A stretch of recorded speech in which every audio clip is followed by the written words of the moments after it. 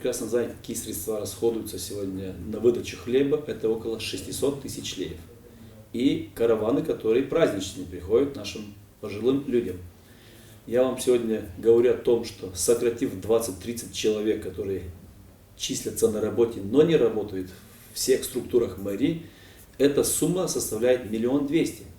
И добавить туда еще 600 тысяч, то помощь сегодня можно увеличить этим самым в 3 раза.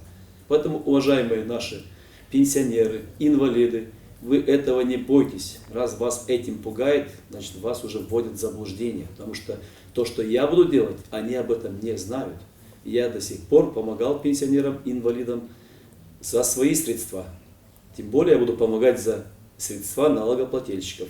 Это средства ваших детей, которые выплачивают налоги, и те средства, которые собираются в городе. Я не буду никогда говорить, что это я делал. Не я, а мы. Потому что средства собираются от нашего города. Только в 10% от 100 раскрыл то, что я сделал для города, потому что люди сами спрашивали об этом. Я вынужден был сегодня это озвучить. Но я думаю, что не нужно этого делать. Если мы сегодня христиане и действительно мы ходим в нашу православную церковь, то мы не должны, левая рука не должна знать то, что делает правая рука. Поэтому я имею 10% грех сегодня, что я это все-таки озвучил в многих местах. Но 90% помощи, которую я оказывал, я об этой помощи не говорил. Люди сами ходят и говорят.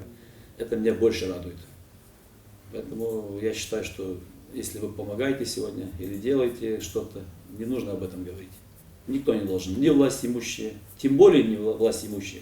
Потому что они помогают сегодня людям не своими средствами. У них заработная плата не позволяет сегодня помогать такому огромному количеству людей. Помощь оказывается на миллионы лей. И вы сами поймите, откуда эти средства. Это уже, я считаю, что обман электората, введение в заблуждение.